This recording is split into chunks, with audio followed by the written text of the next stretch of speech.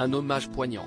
Ce jeudi 15 juin, la légende du rock'n'roll français Johnny Hallyday aurait soufflé sa 80e bougie.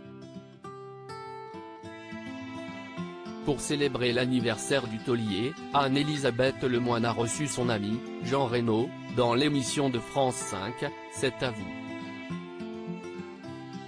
Au cours de l'échange, la journaliste de 52 ans a notamment interrogé son invité sur son choix de devenir la voix de l'audio-guide de l'exposition sur Johnny Hallyday, organisée à partir du 22 décembre prochain, au Parc des Expositions à Paris.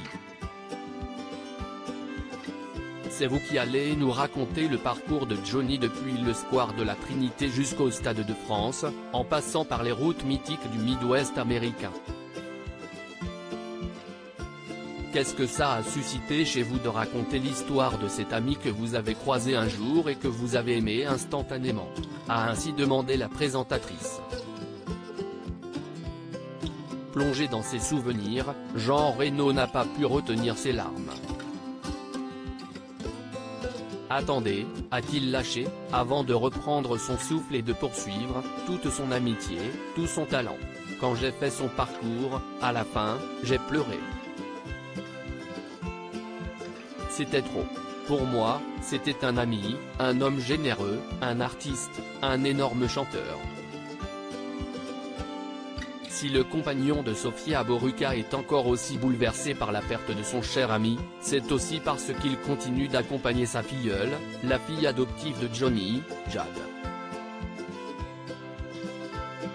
Il faut que je sois présent pour ses filles, puisque je suis le parrain de Jade, et pour sa mémoire. Avec moi, il a eu un cœur énorme. C'était quelqu'un que j'aimais beaucoup, a-t-il conclu.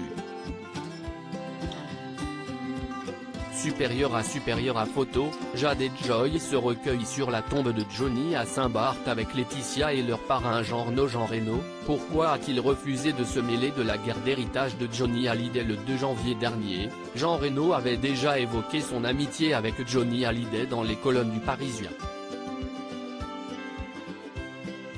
L'interprète de Léon avait notamment expliqué son choix de ne pas avoir pris part à la guerre d'héritage du taulier, qui opposait Laetitia, David et Laura.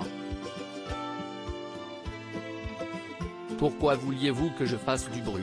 C'est une question privée, familiale, avait-il indiqué, avant d'ajouter, qu'est-ce que vous allez dire? Vous allez condamner, faire l'arbitre? Ce n'est pas mon style. Ce n'est pas facile pour Laetitia, ce n'est sans doute pas facile pour eux non plus. Mais le temps va faire rouler les cailloux au fond de la rivière et cela va se mettre en place, petit à petit. Article écrit en collaboration avec 6 médias. Crédit photo, capture, France 5.